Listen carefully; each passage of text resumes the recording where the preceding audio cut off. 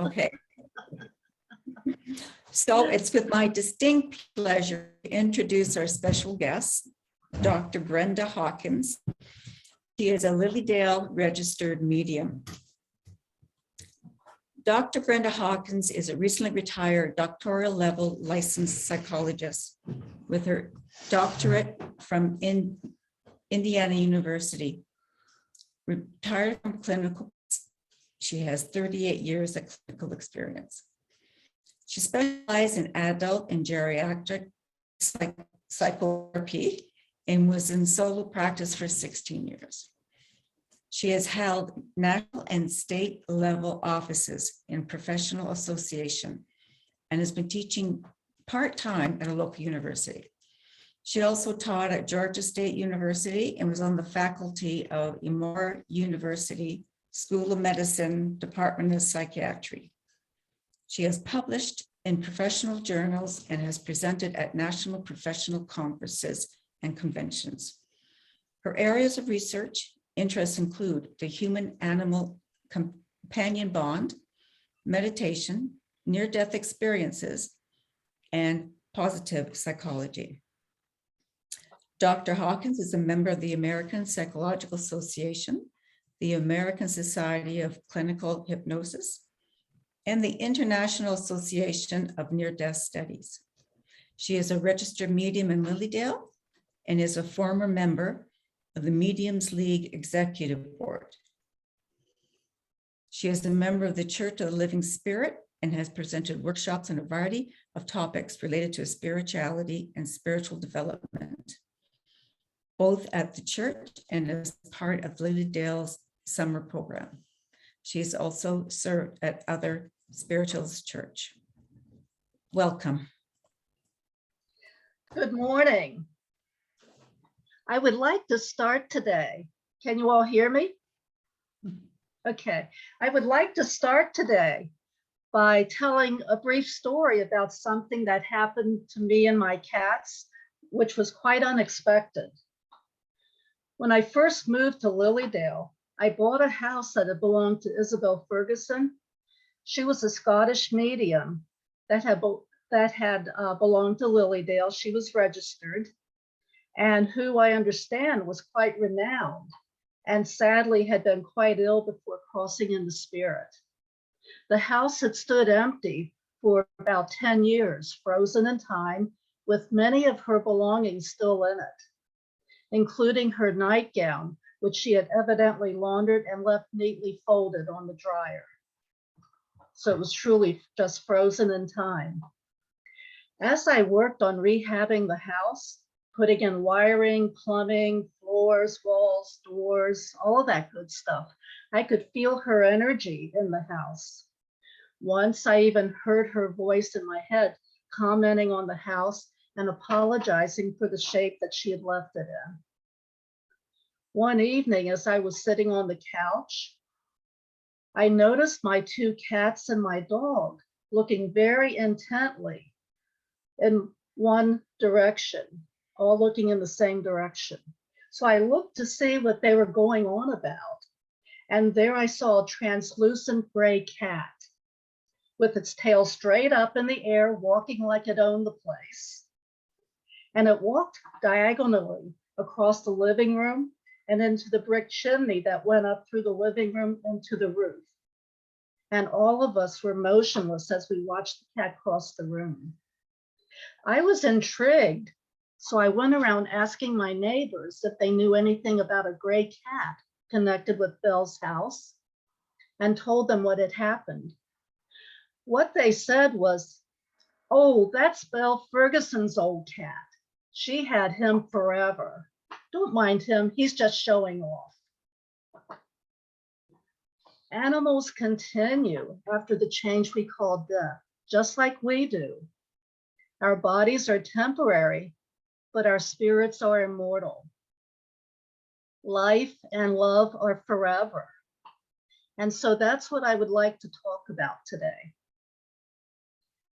As we sit here today on this warm, pleasant Sunday morning, we know in our heads that our physical lives all have a beginning, a middle, and an end. just like anything else on the earth plane. But on a regular, ordinary day, we all forget about that. We're busy with what's directly in front of our noses. We do as much multitasking as we can, as we try to pare down that ever-growing to-do list. We're lucky some days if we even have time to take care of our own physical needs, much less get a chance to contemplate the nature of life and our existence. That makes it even more of a blessing to be able to step away from our list of things to do and to shift away from our mental multitasking, what Stanislav Grof calls, and I quote, our rush hour hamburger stand consciousness, unquote. It's precious to be able to take time out and contemplate life, our existence, and our connection with spirit. And at a certain stage in our lives, spirit can give us the gift of looking back on what we learned about life and spirituality, how we learned these things, and who we learned them from. And that can give us even more insight into life, love, and spirit, and develop our connection even further. Looking back on it, from my own life, my first spiritual teacher was my dad. He didn't have much formal education, although he valued it greatly. But he had a great deal of wisdom about life, a profound connection with spirit, and could see spirit himself. My dad had a tradition in which he would talk to small children in our family about life and spirit in an engaging, gentle, age-appropriate way. When children would become about 4 or 5 years old, he would pick them up and carry them around to the different trees, bushes, and plants. And he would pull down a twig or a tree branch so the child could touch, see, and smell it. And he would talk about how spirit lives inside of all living things. And when the body dies, the living spirit inside it leaves and goes where other living spirits are. There's no such thing as death. We live on after we take off our bodies. And so from him, I began to learn that life is forever.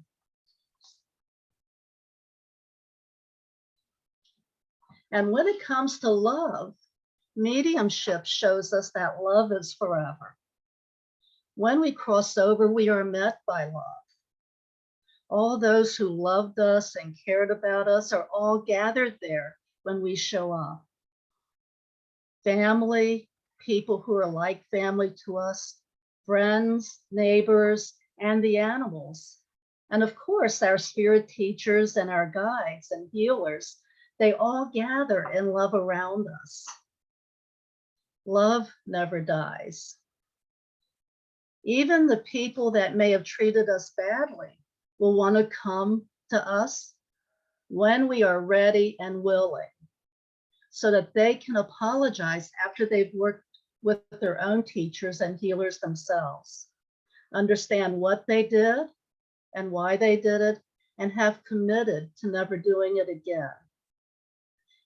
And it can be healing for us to receive that apology after we've been with our own teachers and healers, and we're ready for that.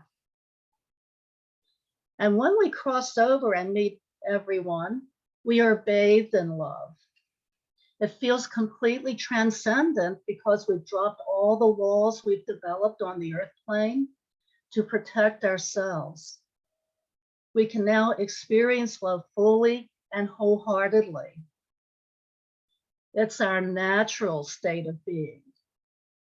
And if we have teachers who are going to review with us the mistakes we made while on the earth plane, and we all do make mistakes, part of being human, part of being here, they do it from a standpoint of acceptance and total love and trust. There is no judgment. We can't learn when we're being judged. But we're surrounded by an atmosphere of acceptance, understanding, and love, which allows us to look at mistakes so we can learn and develop ourselves even more. It seems like we never do our most learning when we do things right. It's when we make the mistakes, it's when we learn our most important lessons. So love helps us to learn and to heal. This is pure, unconditional love without any strings attached. And when someone on spirit side comes to speak with us through a medium, that person or animal is crossing entire dimensions to be here. And that's a lot of love right there. Even if they don't say another word, they've expressed a lot of love for us just by coming here. Others are new to the process and may be a bit unfamiliar and tentative about communicating. And so they're feeling their way through it a little bit. And some right away are totally chatty and have much that they want to say while they have the chance. Even people who we don't feel that close with can come through because we were important to them. We never know really the impact that we have on other people. For some, we wind up being very important to them without our even being aware of it. And so we might be surprised when they come in. And for them, coming in is their way of expressing love too. And of course, we can't really talk about love being forever without talking about the animals, especially our companions. We humans are able to establish companion relationships with all sorts of animals: dogs, cats, birds, pigs, amphibians, reptiles, horses, mice, rats, and other kinds of rodents and fish, to name a few. I've seen just about everything, almost everything, come into my reading room. I have yet to see a duck-billed platypus come in, though I would love to see that sometime. I always find that the duck-billed platypus is kind of like proof that spirit has a sense of humor. But they do come in, and like us, animals are spirits inhabiting physical bodies during their time on the earth plane. And a great spiritual gift they give us is pure unconditional love that is forever. Each species expresses it differently, but we can recognize it anyway. They love us thoroughly and completely, and they love us no matter who we are or what we look like. There are no shoulds or ought tos or other strings attached to their love. And when they cross over on spirit side, they continue to love us just as they did while in the body.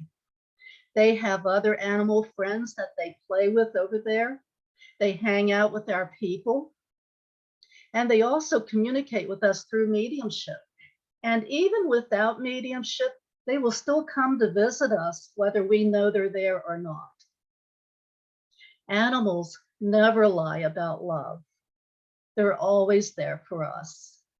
And they appreciate everything we've done for them. Even what seems to be small to us, the smallest kindness, is huge to them. And if they're at the end of their lives, they appreciate the love and the courage that it takes for us to let them go. They see it as being released. The animals that I've communicated with who've come through in readings have always, if they were taken to the vets and given medicine to cross over, they see it, the way they perceive it, as not being put down or put to sleep. They see it as the doctor finally gave them some medicine that worked, and now they feel good, and they're so thankful. And just like our human loved ones, we will see them on the other side. Their love is forever.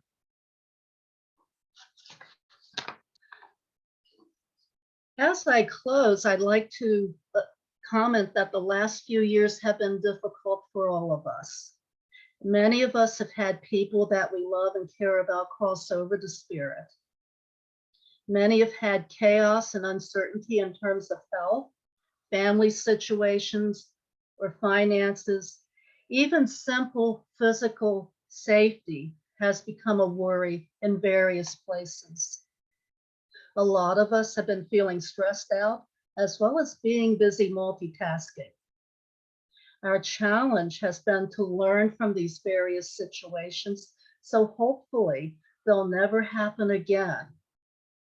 How to handle them, and to have faith that since human events are temporary, this too shall pass. And above all, remember that no matter what happens, life and love are forever. Appreciate what we do have. Appreciate goodness wherever we can find it. Do what we can to increase peace and love, and to give and receive love whenever and wherever we can. Thank you.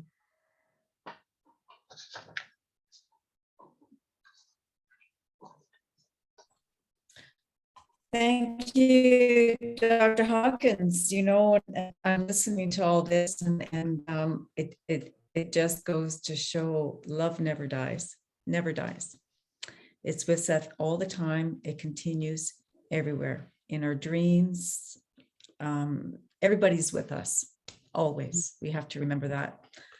Thank you very much. You know, you brought tears to my husband's eyes. Oh, and that's love being expressed too.